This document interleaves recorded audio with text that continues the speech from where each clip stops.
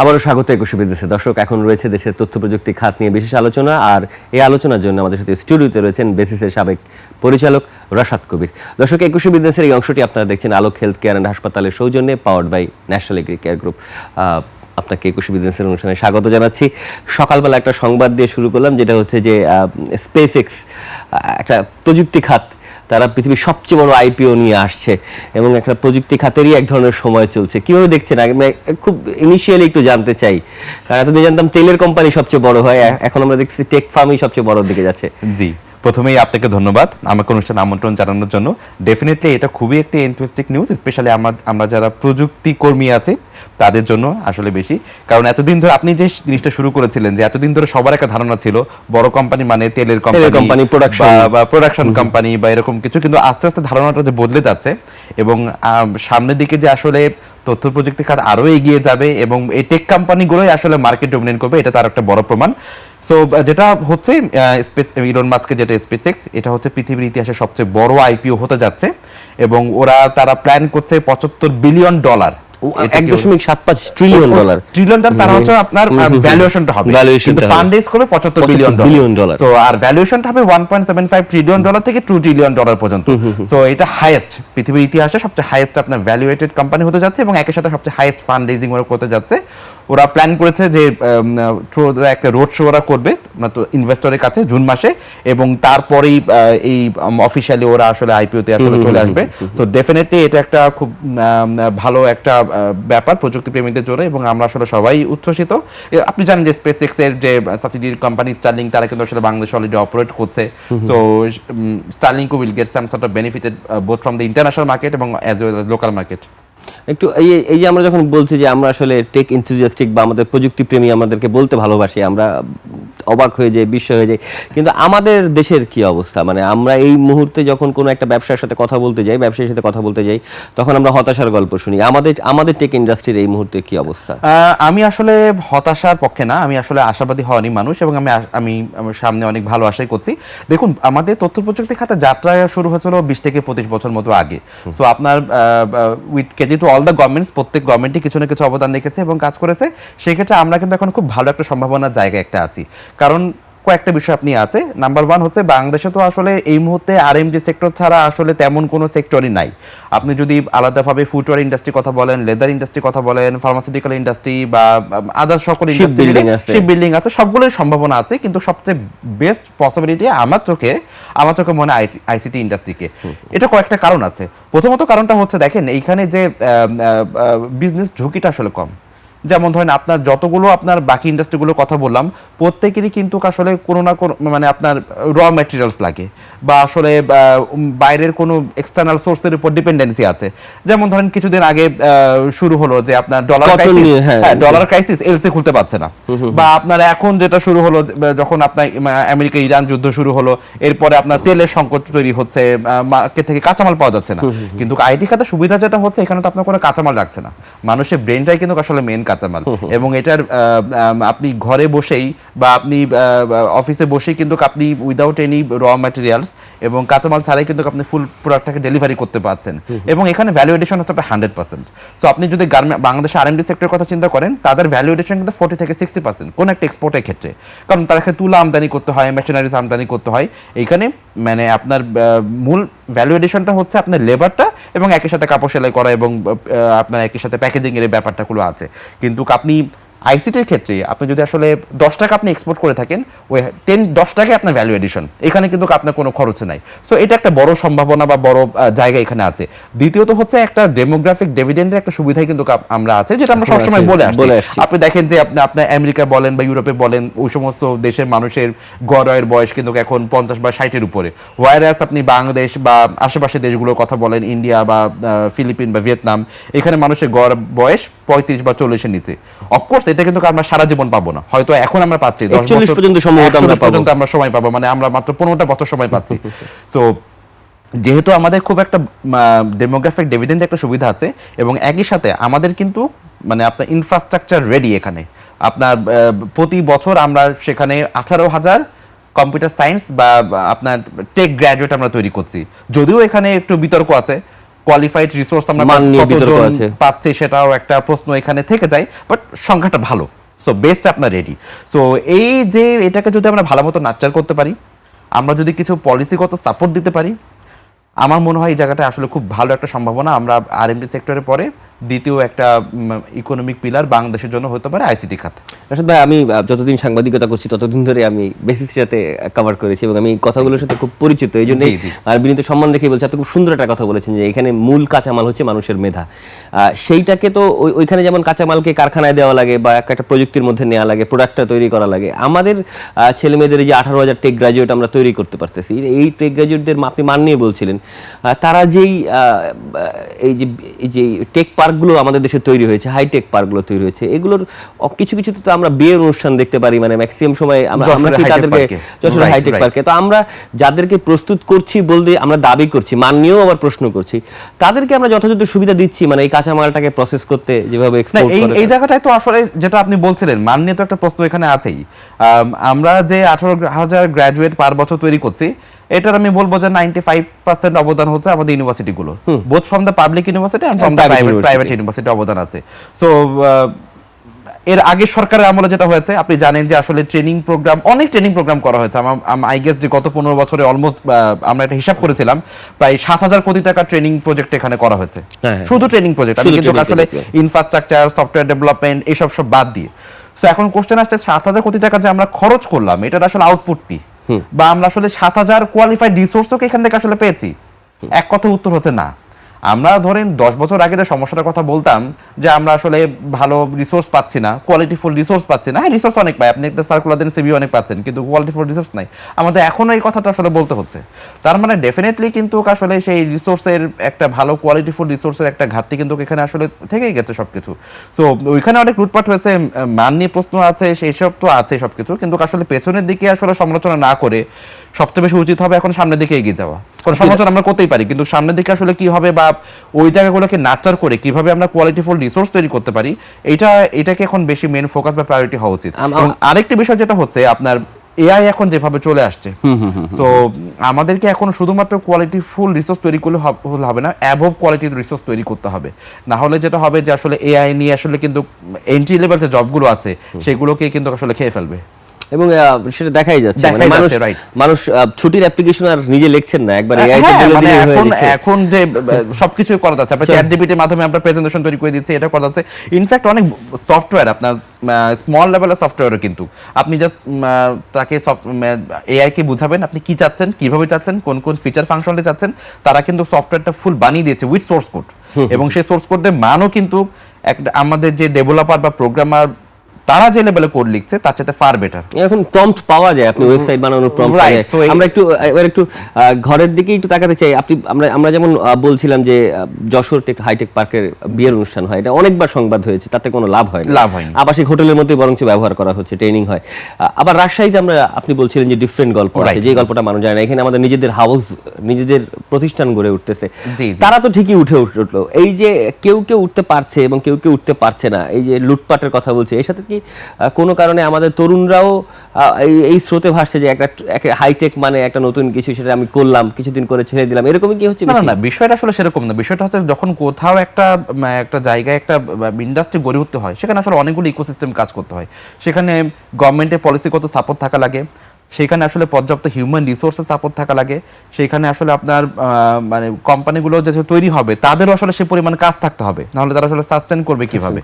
So মানে আমি যেটা যশোর এবং রাজশাহী দুইটার গল্প যেটা বললেন, আমি দুইটার কেস স্টাডি বলি। যশোরে যে প্রবলেমটা হতো, সেখানে ভালো মানে কোনো ইউনিভার্সিটি নাই, নাম্বার 1। একটাই আছে যশোর বিজ্ঞান প্রযুক্তি, কিন্তু আসলে সেখান থেকে খুব যে বেশি রিসোর্স তৈরি হচ্ছে সেটা আসলে না।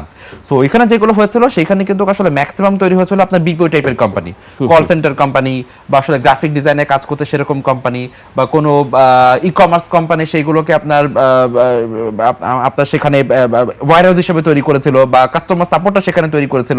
এই ধরনের কোম্পানি আসলে তৈরি হয়েছিল। রিয়েল ভাবে সফটওয়্যার ডেভেলপমেন্ট কোম্পানি কিন্তু আসলে সেভাবে তৈরি হয়নি। সো আলটিমেটলি যেটা হয় সেটাই হয়েছে, কারণ বিপিও এসে বা এআই এসে বিপিও কোম্পানিগুলোর কিন্তু আপনার অনেকটাই লোকবল আসলে কমে যাচ্ছে সবকিছু। তো সেখানে সেজন্য তাদের অফিসটাকে অনেক শাটডাউন করে দিয়েছে। এখন হাইটেক পার্কগুলো তো চলতে হবে, তো কি করবে তারা বিয়ের অনুষ্ঠান দিয়েই তারা আসলে রেভিনিউটাকে জেনারেট করছে। উল্টা গল্প কিন্তু রাজশাহীতে, রাজশাহী আপনার ধরেন রুয়েট আছে, আপনার রাজশাহী ইউনিভার্সিটি আছে এবং হাজী দানেশ আছে, ওদিকে অনেকগুলো বিশ্ববিদ্যালয় প্রাইভেট আছে। কয়েকটা ভার্সিটি কিন্তু ওখানে খুব বেশি ভালো করছে। সো ওইখানে যে ভালো জিনিসটা হচ্ছে, রাজশাহীর অনেকগুলো সফটওয়্যার কোম্পানি তৈরি হচ্ছে এবং অনেকগুলো লোকাল আইটি কোম্পানি, আপনার রাজশাহীর local IT company, and then your doing good. তারা কিন্তু আসলে বাংলাদেশে কাজ করছে না। আমি অনেকগুলো কোম্পানিকে চিনি, তাদের সাথে পার্সোনালি কথা বলেছি, তারা ম্যাক্সিমামে কাজ করছে কিন্তু দেশের বাইরে কাজ করছে। সো ধরেন একে তো তাদের ব্যবসা আছে, তারা রেভিনিউ জেনারেট করছে এবং সুবিধা যেটা হচ্ছে যে আপনার ধরেন ঢাকায় একটা অফিসে কস্টিং যেখানে 100 টাকা হতো, রাজশাহীতে সেখানে 60 টাকা দিয়ে সেই অফিসে চালাতে পারছে। বোধ সেখানে হিউম্যান রিসোর্সের স্যালারি কম এবং আপনার অফিস ভাড়া কম। তো এটা একটা সুবিধা সেখানে আছে। দ্বিতীয়ত ওখানে ধরেন ঢাকারও অনেক আইটি কোম্পানি, অনেক বড় বড় আইটি কোম্পানি আমাদের প্রথম 10-20টার ভেতরে থাকবে, তারাও কিন্তু ওখানে যে অফিস করেছে এবং একই সাথে আপনার সাপ্লাই চেনটা ভালো, মানে আপনি হিউম্যান রিসোর্সও পাচ্ছেন। আমি আজকে যশোরে যে একটা সফটওয়্যার কোম্পানি আমরা একটা ব্রাঞ্চ করলাম, বা কথার কথা আমি সিলেটে যে করলাম বা নাটোরে যে করলাম, কিন্তু সেইখানে আমার ভালো সফটওয়্যার ইঞ্জিনিয়ার যদি না পাই, যেতেও হবে তো। হ্যাঁ, তাহলে আমি কিভাবে সাস্টেইন করব? ওকে, আমরা এবার একটু এমন আলোচনা যেতে চাই যেটা আসলে সবাই শুনতে চাচ্ছেন নিশ্চয়ই, কিন্তু তার আগে একটা বিরতি নিব। আমরা পেপাল নিয়ে আলোচনা করব নিশ্চয়ই, আরো বিষয় বাজেট রয়েছে সেগুলো নিয়ে আলোচনা করবো। তবে একটা দর্শক এই পর্যায়ে নিচ্ছে একটা বিরতি, ফিরবে একটু পরেই, ততক্ষণ নিশ্চয়ই সঙ্গে থাকবেন।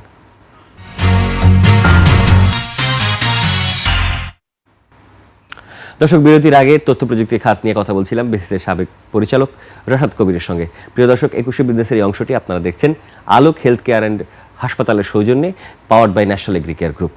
ফিরছি আলোচনায়। রাশাদ কবির, আপনাকে আবারও স্বাগত। যে বিষয়টিতে যেতে চাই, টেক খাতে সবচেয়ে বড় দাবির জায়গা তরুণদের বলি বা যারা ব্যবসায়ের সাথে রয়েছে, যারা বিশেষ করে যারা আউটসোর্সের সাথে রয়েছে, পেপালের অন্তর্ভুক্ত, এবং সরকারও এই ব্যাপারে আলোচনা হচ্ছে এবং অনেকবারই আলোচনা হয় কিন্তু শেষমেশ হয় না। মানে এটা আসলে টিপ্পনিটা কি, মানে মূল ঘটনা কি এবং কি করলে এটা সহজে করা যায়? এই আলোচনা তো আমরা গত 10 বছর 15 বছর ধরেই আমরা দেখছি। মাঝে মাঝেই আমরা আপনাদের মাধ্যমে নিউজে দেখতাম যে পেপাল আসতে আসতে আসতে লাস্ট ইন্টারিম গভর্নমেন্টে আমরাও দেখছি, বর্তমান গভর্নমেন্টও একটা প্রতিশ্রুতি দিয়েছে যে পেপাল আসবে, বাট আসলে টিল নাও আমরা দেখতে পারি নাই। এর মেইন কারণটা আসলে একটা পলিসিগত সাপোর্ট। কারণটা আপনি জানেন যে আসলে পেপাল কিন্তু আসলে বোথ ওয়ে ট্রানজাকশন করে, আপনি টাকা আনতেও পারবেন, টাকা আসলে ভাইরাস যেতেও হবে। কিন্তু আপনি জানেন যে আসলে বাংলাদেশের ব্যাংকের যে পলিসি বা বাংলাদেশের ফিনান্সিয়াল ইকোসিস্টেমের যে পলিসি, আপনি কিন্তু আসলে খুব $12,000 উপর যেতে পারবেন না, এবং বাইরে যদি আপনাকে টাকা পাঠাতে চান সেখানে কিন্তু আপনাকে অনেক হ্যাসেল ফেস করতে হয়। আপনি জানেন যে আমরাও যারা আসলে আইটি কোম্পানিগুলো বাইরে টাকা পাঠাই ইআরকিউ অ্যাকাউন্টের মাধ্যমে পাঠাই, কিন্তু পেপাল যেটা আছে ওরা তো আসলে খুব সহজে টাকা আনা যাওয়া দুইটা ব্যাপারে ইনশোর করতে চায়, শুধু টাকা আনা না। সো আমি যেটুকু জানি আসলে এই পলিসিটার কারণেই ওরা এতদিন ধরে আসলে আটকে আছে।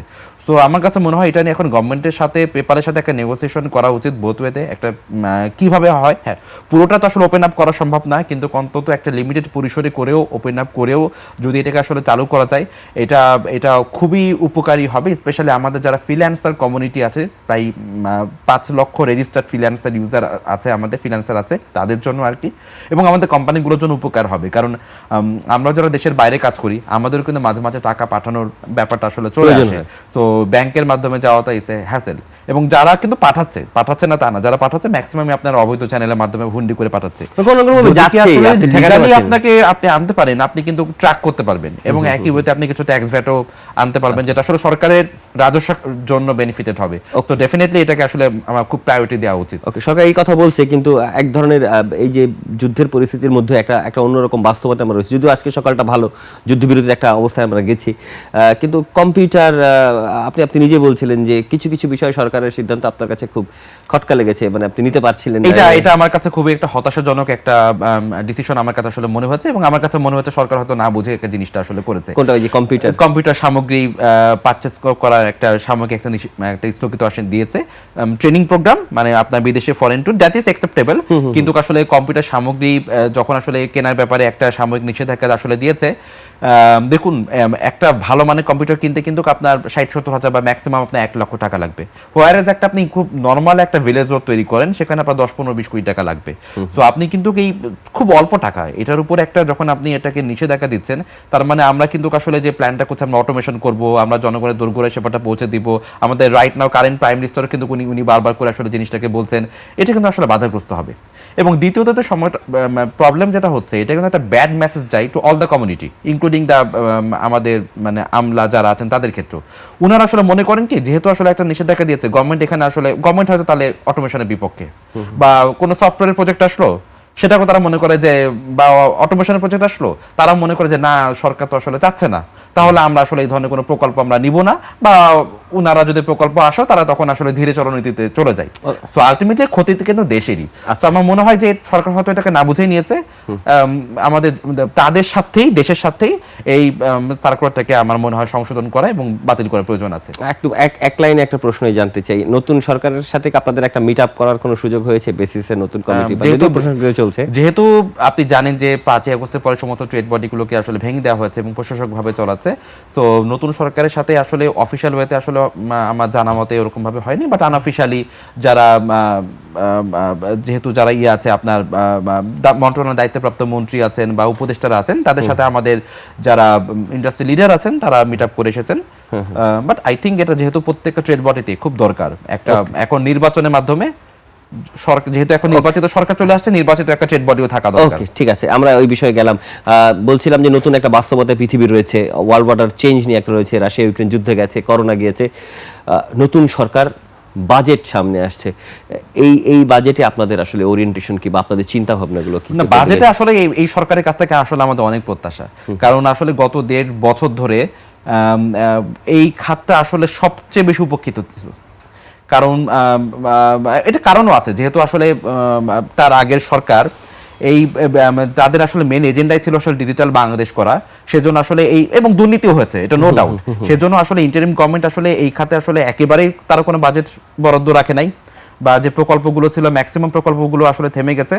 এবং এবং তাদের মধ্যে অনেক, যেটা বলছিলাম, অনেক আমাদের ভেতরে একটা ধারণা কিন্তু আছে যে আসলে সফটওয়্যারে কিছু করা মানে বা অটোমেশনে কোনো কিছু করা মানে একটা বিশেষ দলের এজেন্ডা বাস্তবায়ন করা, আওয়ামী লীগের ডিজিটাল বাংলাদেশ।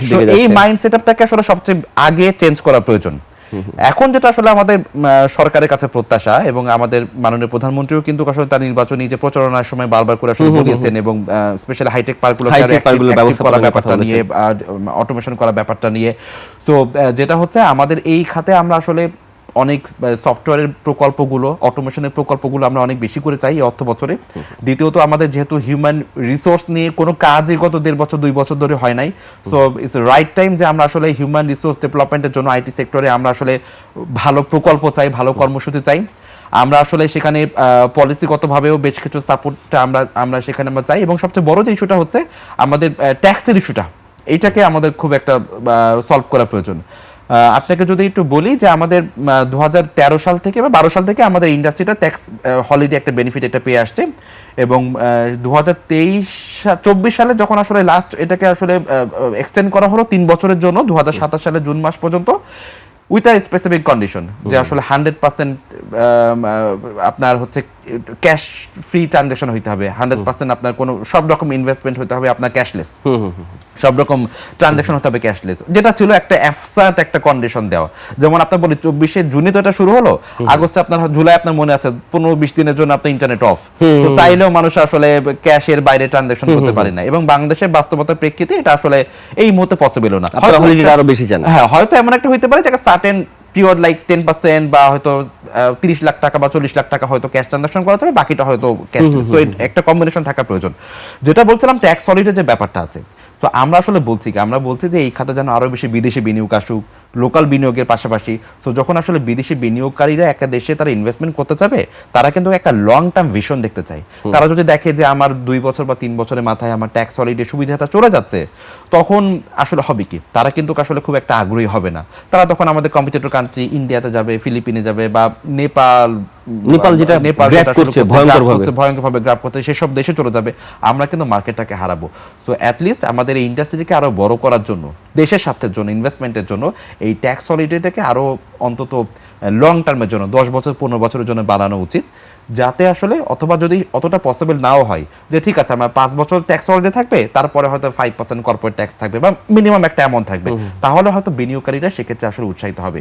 এবং আরেকটা বলে রাখা ভালো, যদিও আসলে আমাদের শেষ করতে হচ্ছে, আমি তাহলে 30 সেকেন্ডে শেষ করি, যেহেতু ট্যাক্স হলিডে একটা সুবিধা আছে, আমাদের কোম্পানি ট্যাক্স এক্সাম্পটেড, তারপরও আমরা দেখছি কোনো সরকারি প্রতিষ্ঠান ট্যাক্স কাটছে আমাদের কোম্পানিগুলো, এটা কিন্তু সরকারি আইনের একটা ভায়োলেশন করা। ওকে, এবং তারা অনেকে বলছে যে এনবিআর থেকে রিইম্বার্সমেন্ট করার জন্য, বাট আপনি জানেন যে সেটা আসলে অসাধ্যের উপর একটা কাজ, এটা আসলে সম্ভব না। সো এই জায়গাগুলোকে আসলে দেখার প্রয়োজন আছে।